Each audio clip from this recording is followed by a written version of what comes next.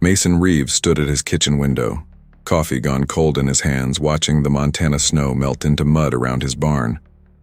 3 years since his return from war, his land a cheap refuge for a man with nightmares and a military pension. The tapping started faintly, rhythmic, deliberate. Mason followed the sound behind his barn, past stacks of rotting firewood, and stopped cold.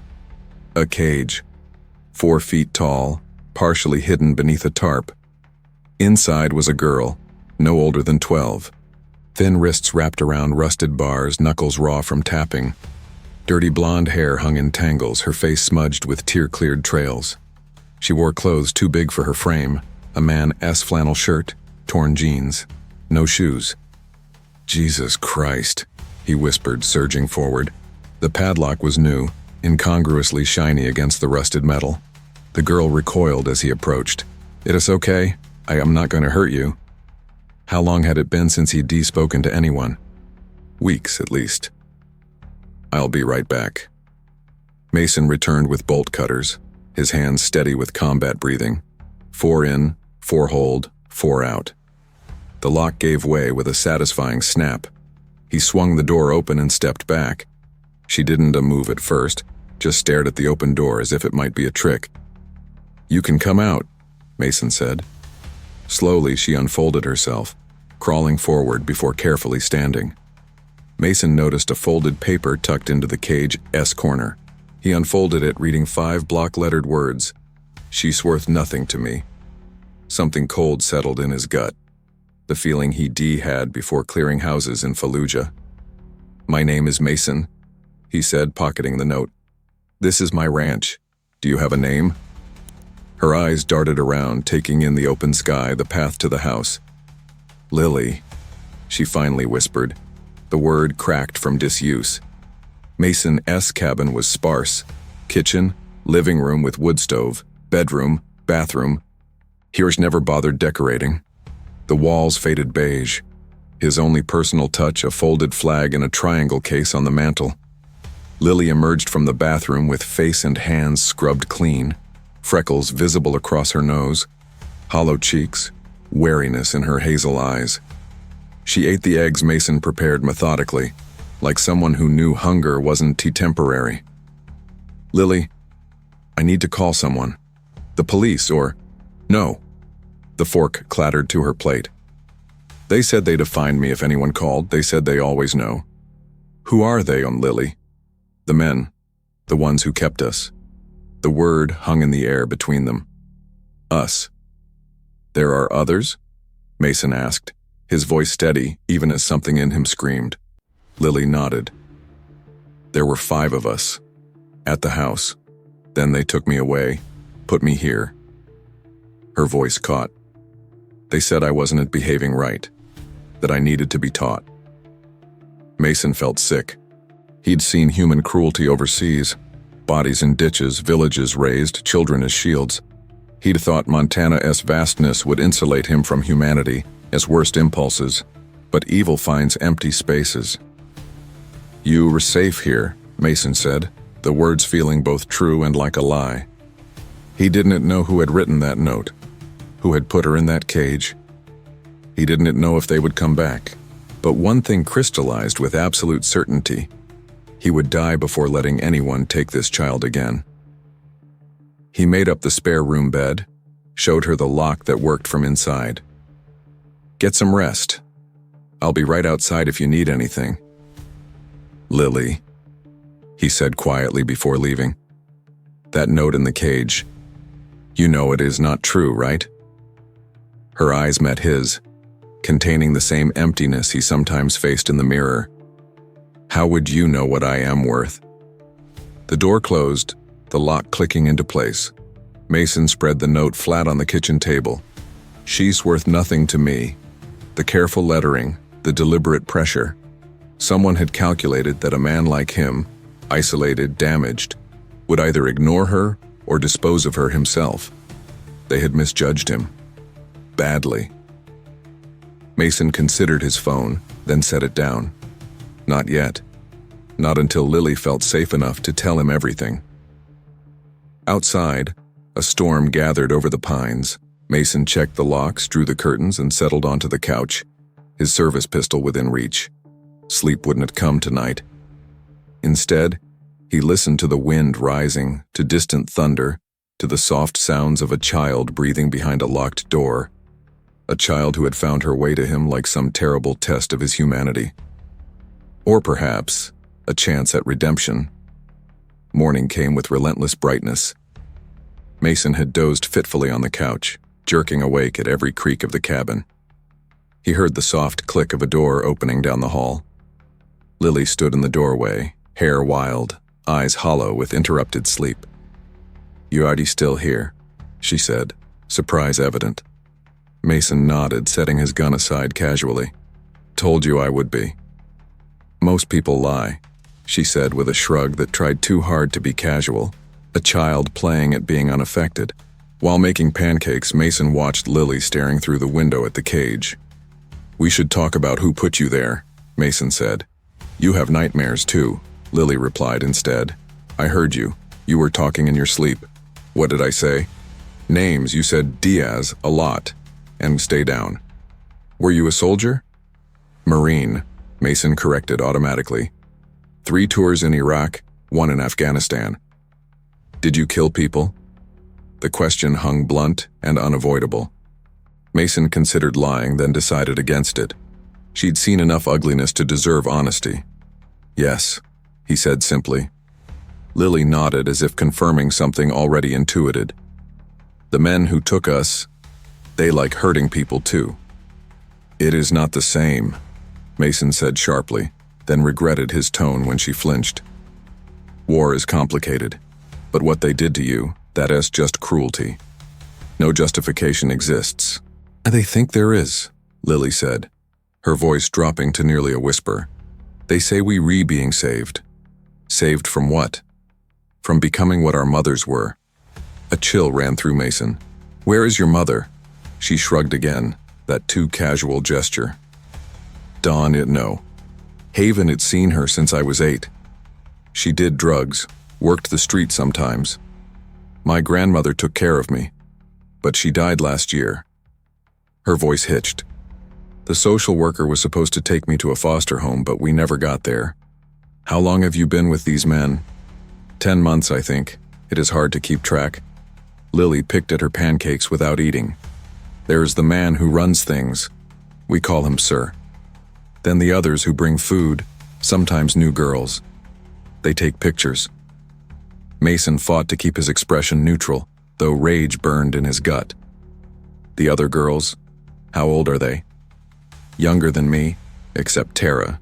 She has 14. Lily finally took a bite. "They like us young.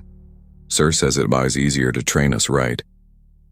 Mason gripped the sink edge until his knuckles whitened. "Why did they put you in the cage?" "I fought back," Lily said, pride slipping into her voice. "When they tried to, with the camera, I bit one of them, hard enough to need stitches." Mason studied her with new eyes. Not just a victim, a fighter. "Do you know where this house is?" Lily shook her head. "They blindfold us when we move, but it is not far. I could hear a train sometimes at night."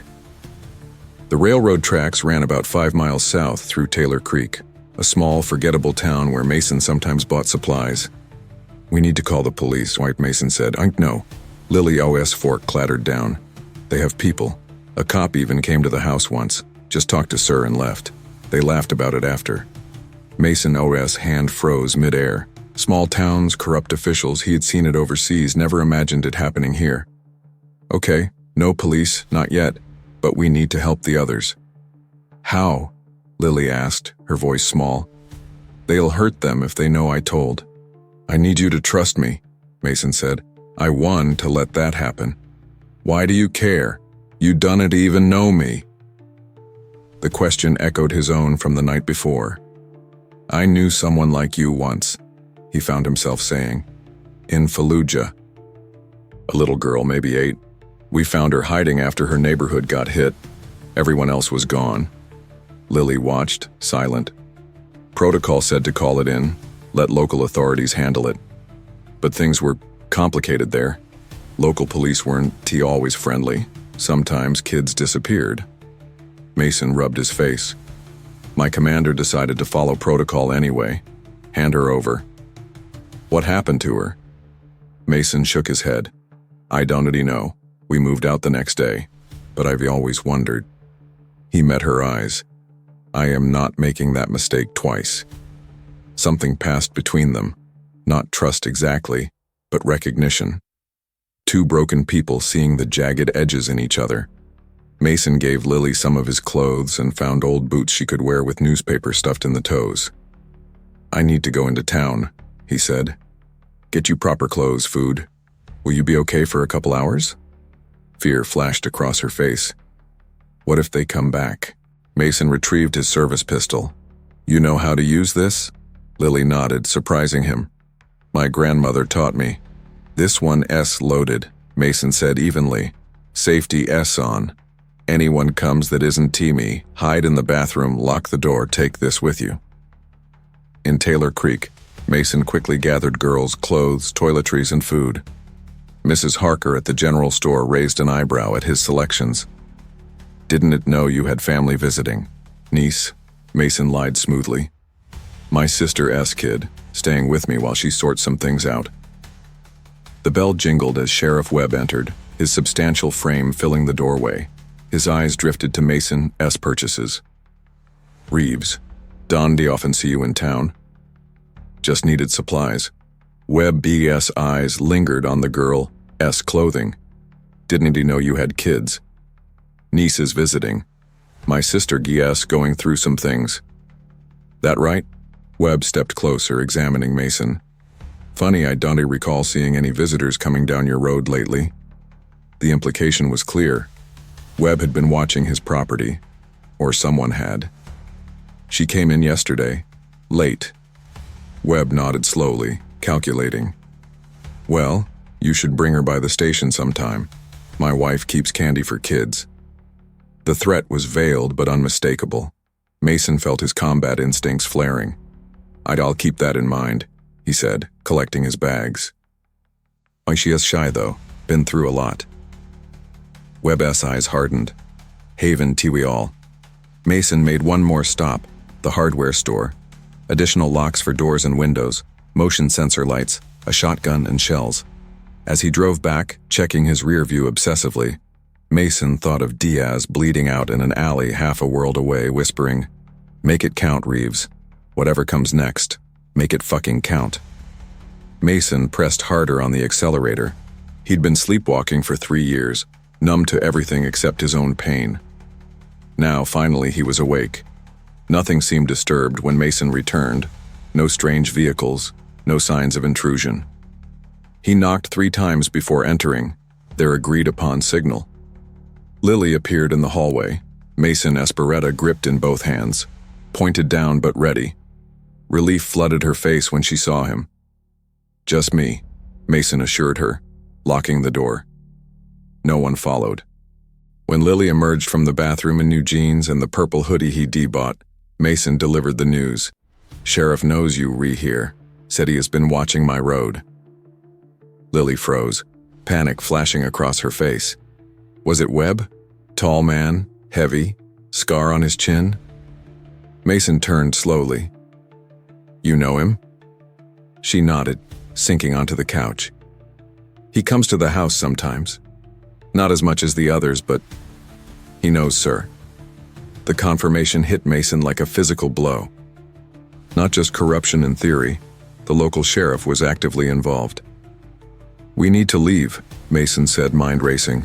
Pack up, head to Bozeman or Billings, find someone we can trust. What about the others? Lily's voice was small. The girl still there? Mason sat beside her, keeping respectful distance. Tell me everything about the house. How many men, girls, the layout, anything that might help. Lily drew her knees to her chest. There is Sir.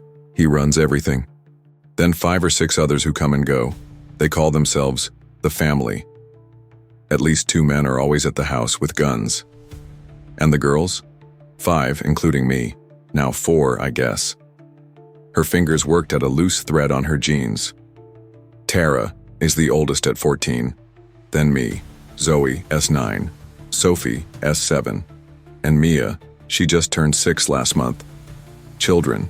Just children. Mason felt sick. The house is big, old, 2 stories and a basement. Lily continued mechanically, dissociating from the memories.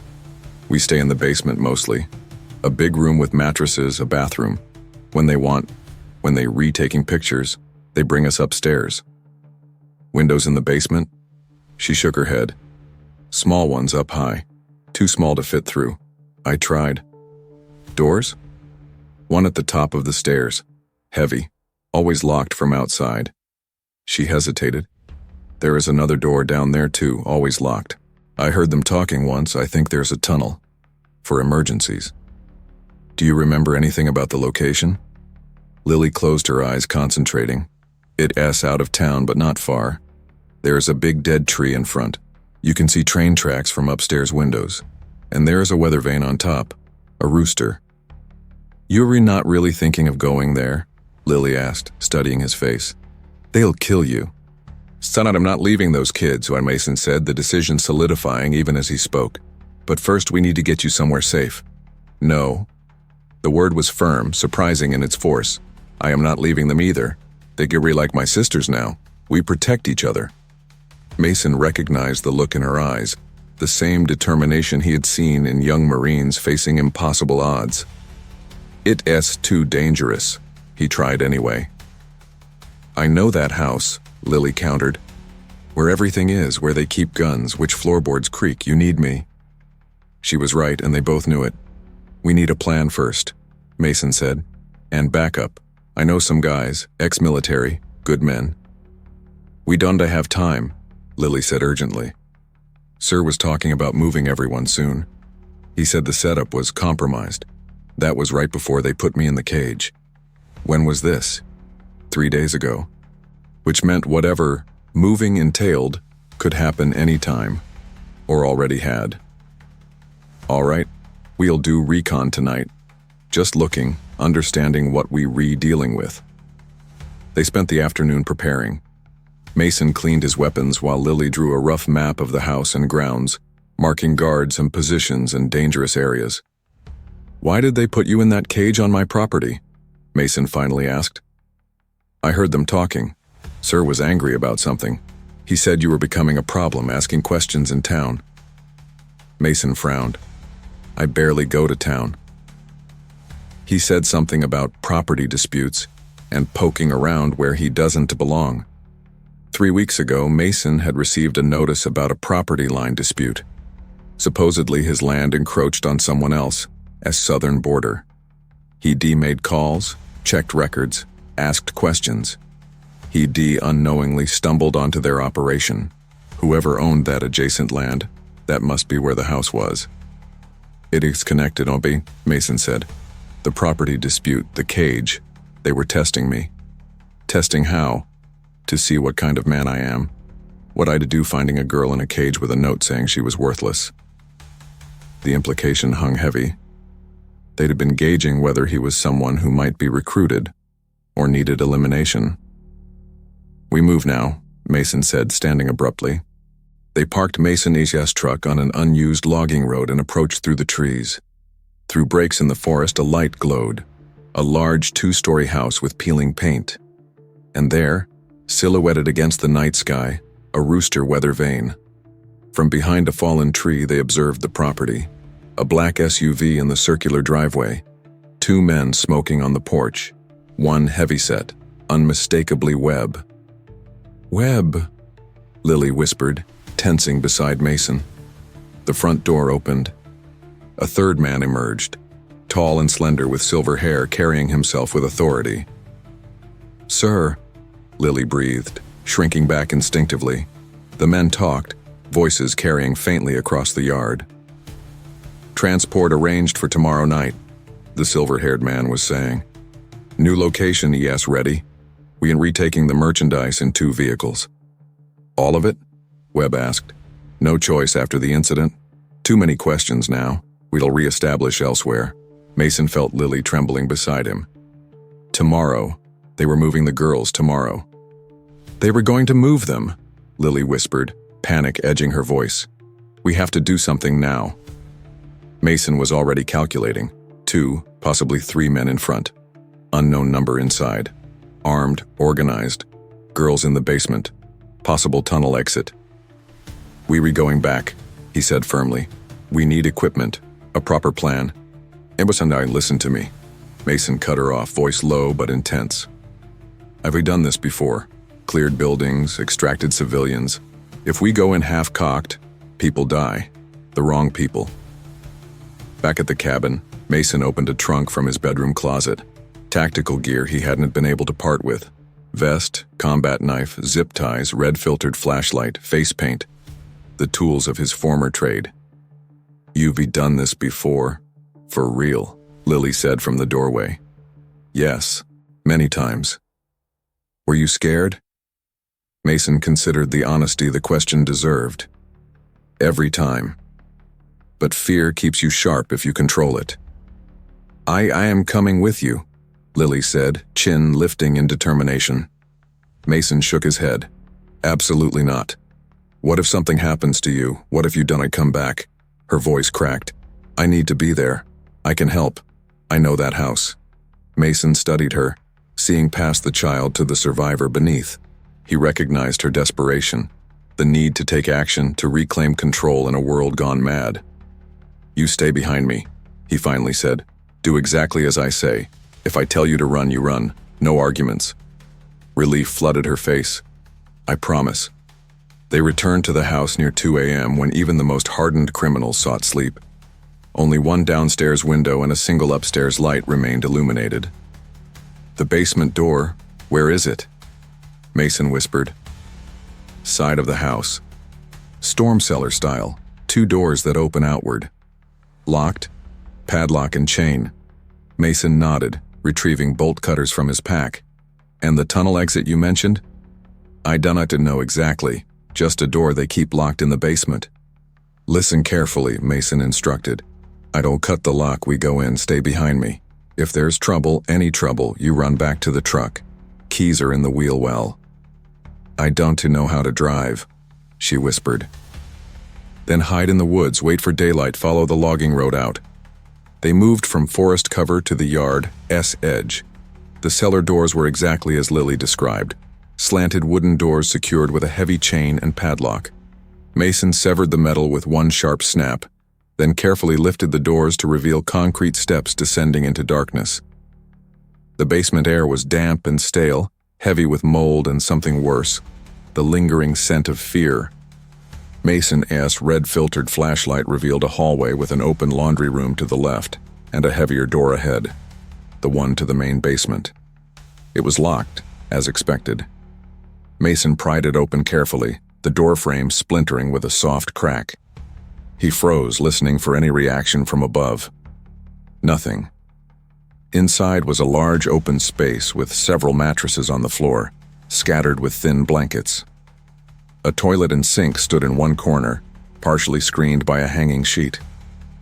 4 small shapes huddled on the mattresses, curled together for warmth or comfort. Lily rushed to the nearest mattress. "Tara," she whispered, shaking the oldest girl. "Tara, wake up! It is me." The girl bolted upright, a scream forming. Lily clapped a hand over her mouth. "Shh, it is me, Lily. I came back for you." Recognition dawned in Tara's eyes, followed by fear as she spotted Mason. "He is helping us," Lily assured her. "We were getting out." The other girls were waking now, confusion and hope warring on their small faces. Mason kept his distance, knowing how he must appear. A strange man in black, face painted, armed. "We need to move," he said softly to Lily. "Wake them all quickly." Mason searched the basement, finding a heavy metal door in the far corner, partially hidden behind shelving. The tunnel.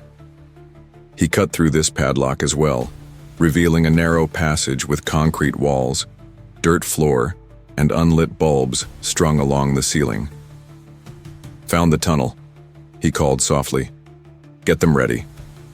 Lily herded the girls toward him. The youngest, Mia, clutched a ragged stuffed rabbit to her chest, her tiny face solemn and knowing. Mason knelt to their level. We are going to walk through this tunnel. It is dark, but I have a light. Stay together. Stay quiet. Lily will lead. I'll be right behind you. He handed the flashlight to Lily. Lead them through. I'll be... A sound from above cut him off. Footsteps crossing the first floor. A door opening. Someone else coming, Tara whispered, terrified. Mason pushed them toward the tunnel. Go. Now. Keep going until you reach the end, no matter what you hear. Lily, get them out. What about you? Mason drew his pistol. I'm right behind you. Go. The footsteps were on the basement stairs now. Mason positioned himself beside the door, pressed against the wall, weapon ready. The basement door opened, a beam of light sweeping the room. What the? A man's voice, followed by a sharp intake of breath as he registered the broken lock, the open tunnel door. Mason waited until the man stepped fully into the basement. Young, wiry, pistol in one hand, flashlight in the other. He moved quickly, disarming the man and driving him to his knees. How many upstairs? Mason hissed, pressing the pistol to the man's temple. 4, the man stammered. Sir, Webb, and 2 others. The tunnel, where does it lead? Old mine shaft, 1/4 mile east. Mason struck him with the pistol butt. The man crumpled, unconscious but alive. Mason zip-tied his wrists and ankles, then gagged him. Time to move. He could hear movement upstairs, voices calling out. They knew something was wrong. Mason slipped into the tunnel, pulling the door closed behind him. Darkness was absolute, his own flashlight left with Lily. He moved forward by feel, one hand on the wall, the other holding his weapon. A gunshot cracked behind him. They were shooting the lock off the tunnel door. More shots followed. They re in the tunnel. Get them. Mason ran faster, heart pounding. Ahead, he could make out Lily's flashlight beam. The girls were slowing, hearing the commotion. Keep moving, he shouted. Run! He turned, dropping to one knee, aiming down the tunnel. When the first flashlight beam illuminated him, he fired, not to kill, but to slow. The bullet struck the wall, sending concrete chips flying. Ahead, the tunnel widened, rough steps leading upward. Lily stood at the base, waiting for him, flashlight beam bobbing anxiously. Go, he urged. Get them out. At the top, a rusted metal hatch blocked their way.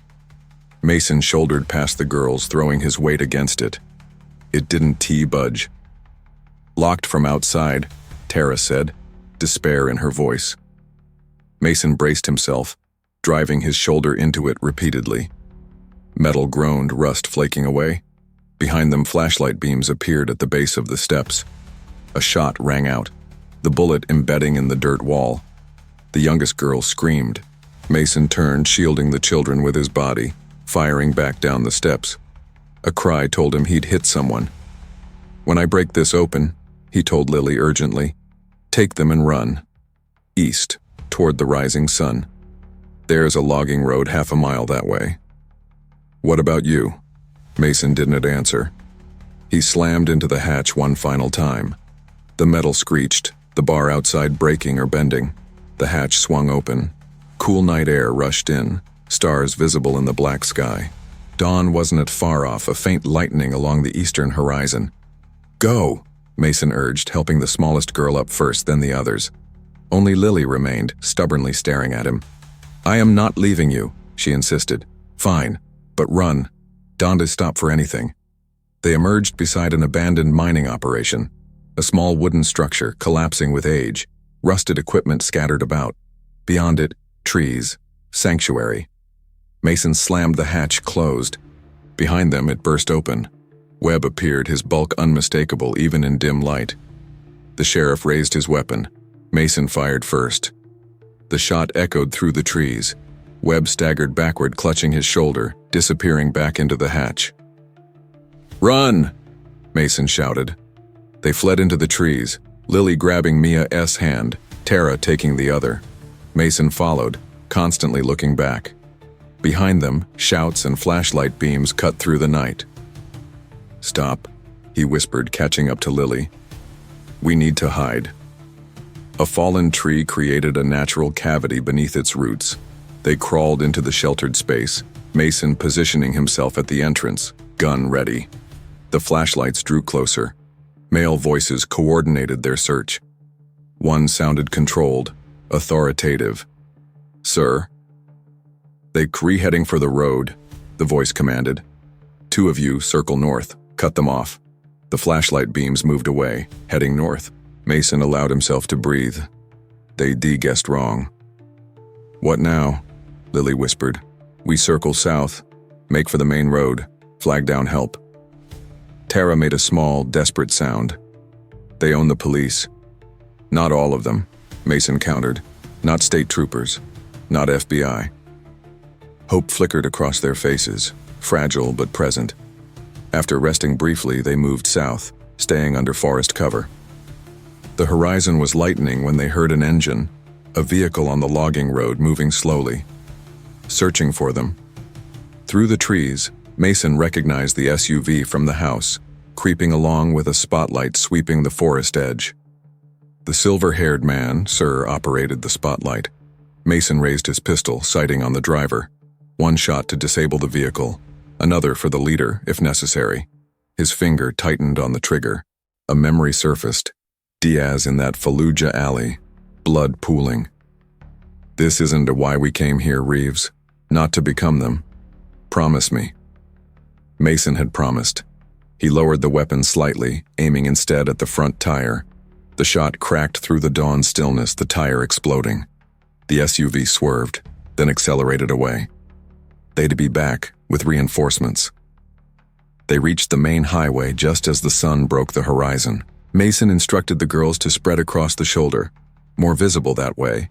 The road remained empty in the early light. Behind them, the sounds of pursuit grew closer. "They re-coming," Tara said, panic edging her voice. "Back to the trees," Mason ordered. "There is a culvert ahead under the road. We can cross, throw them off." Headlights appeared to the north, a semi-truck approaching. "Go to the culvert. I'll flag down the truck." Mason stepped onto the highway directly in the truck's path, waving desperately. The truck's brakes squealed. Behind him, shouts erupted from the forest. Their pursuers had spotted him. The truck stopped, its middle-aged female driver rolling down her window. "You all right, mister?" A gunshot cracked from the forest edge. "Jesus Christ," the driver exclaimed, reaching for her radio. "Listen to me," Mason said urgently. "There are 4 little girls in those trees. They've been kidnapped, abused, men are hunting them. Call the state police, the FBI, tell them to send everyone." Something in his voice convinced her. She nodded sharply, grabbing her radio. "This is eastbound 14. I've got an emergency on Highway 47, mile marker 128. Man says there is kidnapped children, men with guns. Need state police immediate." "Stay in the truck," Mason instructed. "Lock the doors. I have to go back for the girls." He sprinted across the highway toward the culvert. Ahead he saw the girls emerging from the other side, and waiting for them, stepping from the trees, Sir and another man. The girls froze, caught between threats. Mason raised his weapon, but the angle was wrong. The girls were in his line of fire. "Lily," he shouted, "run east." She grabbed Mia's hand, urging the others to follow. They bolted east, parallel to the highway, Sir and his companion in pursuit. Mason plunged through the culvert, emerging just as Webb reached the entrance behind him. Another shot, the bullet whining off concrete near his head. Mason ran east, following the direction the girls had taken. He could see them ahead, Lily leading, Tara bringing up the rear, and behind Tara, closing fast, Sir. Sir caught Tara, yanking her backward. Mason heard her scream, saw Lily turn, hesitating. "Keep going," he shouted, raising his weapon. Sir pulled Tara in front of him as a shield. "That is far enough, soldier," Owen, he called. "Put the gun down or the girl dies." Mason stopped, weapon raised, calculating distances and angles. No clear shot without risking Tara. Behind him, Webb approached. Ahead, Sir's companion circled toward the other girls. They were surrounded. "It's over," Sir said, smiling. "You played the hero, but heroes do not exist in the real world. There are only men with power and men without it. He tightened his grip on Tara. Guess which one you are? In the distance, sirens wailed, the state police responding to the truck driver's call. But they were minutes away, too long. Let the girl go, Mason said, playing for time. Take me instead. Sir laughed. You don't understand, do you? These girls are merchandise, property, worth far more than your miserable life. Are they children? Mason said, taking a step forward. Stay back, Sir snapped, pressing his pistol to Tara's temple. One more step and I redecorate these woods with her brains. Mason froze. Behind Sir, he could see Lily had stopped running, watching the standoff. The younger girls huddled behind her. The sirens grew louder. Sir glanced toward the highway, momentarily distracted. In that instant, Tara moved, twisting in his grip, sinking her teeth into his wrist. Sir yelled in pain, his grip loosening. Tara tore free, running toward Mason. Sir raised his weapon, aiming at the girl's back. Mason fired without hesitation. The bullet caught Sir high in the chest. He staggered backward, shock spreading across his face as he looked down at the crimson stain blooming on his shirt. His pistol dropped. He opened his mouth as if to speak, but only blood came out. Then he collapsed. Run! Mason shouted, grabbing Tara's hand. Behind them, Webb opened fire, bullets kicking up dirt around their feet. Mason returned fire, not aiming to hit, just to slow the pursuit. Ahead, Sir A.'s companion had reached the younger girls. He grabbed Mia, the smallest, when Lily struck, driving her full weight into him, clawing at his face with desperate ferocity. The man backpedaled, cursing, his hand finding her throat. Lily gasped for air. Mason reached them, striking the man with all his momentum. A swift blow to the throat, another to the temple. The man went limp. Mason zip-tied his hands behind his back. Everyone okay? He asked, scanning the girls for injuries.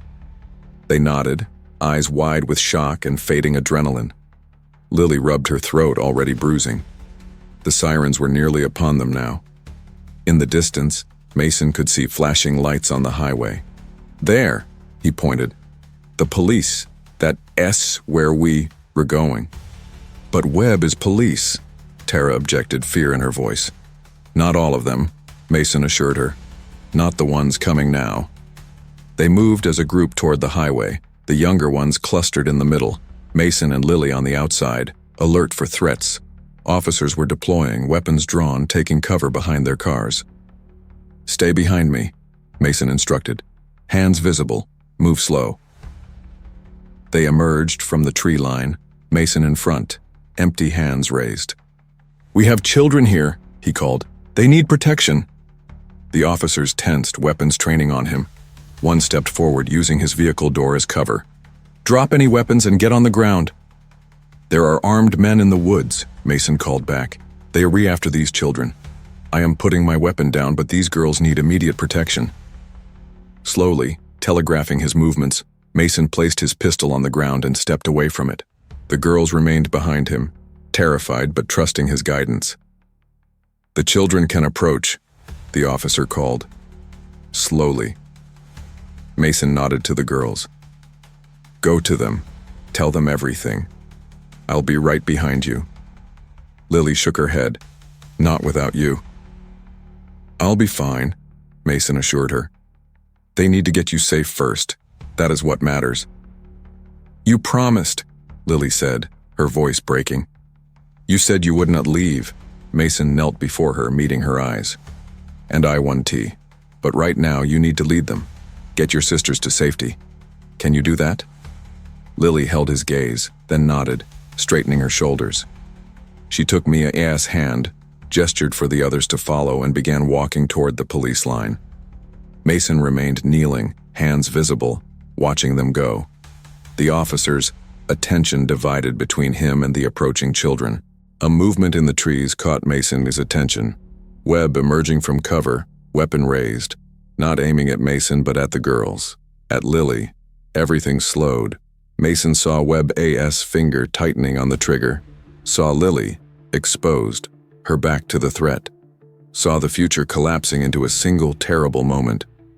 Mason lunged for his discarded weapon. "Gun!" an officer shouted. Multiple weapons turned toward Mason. He ignored them, grabbing his pistol, rolling to face Webb, firing in one fluid motion. Webb jerked backward, his shot going wild. He steadied, taking aim again. Mason fired a second time. A third. Webb fell. Officers swarmed Mason, rough hands securing his wrists with handcuffs. Through the chaos, he sought Lily, needing to know she was safe. He found her being shepherded toward a police car, officers creating a protective barrier around the girls. She was looking back at him, her expression one of desperate concern. "It is okay," he called to her. "You are safe now. It is over." 3 months later, Mason sat on his cabin porch, watching the sunset paint the pines in gold. His coffee had gone cold, but he didn't mind. These days he appreciated moments of stillness when they came. A black SUV with government plates appeared around the bend. Agent Delaney emerged, mid-40s, sharp suit, the unmistakable bearing of federal law enforcement. "Mr. Reeves," she called, "the case is officially closed. All perpetrators either dead or in custody. The operation was bigger than we thought. International connections, protection from officials in 3 counties. The girls?" Mason asked. Delaney asked, professional demeanor softened. "All in safe placements. Therapy, education, medical care. Mia and Sophie are with the same foster family, good people. Zoe S. with her grandmother in Seattle. Tara S. with an aunt in Portland." "And Lily?" Mason asked, trying to keep his voice neutral. "She has been asking about you, repeatedly, rather insistently." Mason said nothing, waiting. "She is in a good placement in Bozeman. Foster parents experienced with trauma cases." Delaney paused. "She is doing well, all things considered, but she is adamant about seeing you." "Is that possible?" "It is complicated. You are still technically a witness. There are protocols." She sighed. "But given the circumstances, exceptions can be made, supervised, of course." Delaney reached into her jacket pocket, withdrawing a small item, a stuffed rabbit. Worn, one ear partially detached. "Mia wanted you to have this," Delaney explained. "Said it was a thank you." Mason picked up the rabbit, its fabric soft with age. Something crinkled inside. He carefully opened a seam, finding a folded piece of paper tucked inside the stuffing. A child's drawing, 5 small figures holding hands with a larger one. Beneath it, in careful printing, "Thank you for finding us." Mason stared at the drawing, emotion rising in his throat. "For what it is worth, Reeves," Delaney said quietly. "We don't often see stories like this end the way they should. You did good." She turned to leave. "I'll be in touch about arranging that visit. Probably next week." Mason sat there as darkness fell, watching the stars emerge above the pines. The rabbit rested in his lap, a tangible reminder that sometimes, even in a world of shadows, light could prevail. Tomorrow he would begin clearing out the spare room properly. Paint the walls something bright. Make it a place where a child would feel welcome during visits. Mason picked up the drawing again, studying the simple figures with their joined hands. A family of choice, formed in fire and darkness, but reaching toward light. Would you have done the same? Gone back for them, knowing what it might cost? Would you have drawn that line and held it, even when the world tried to erase it? In the silence of the Montana night, beneath an infinite sky, Mason finally had his answer.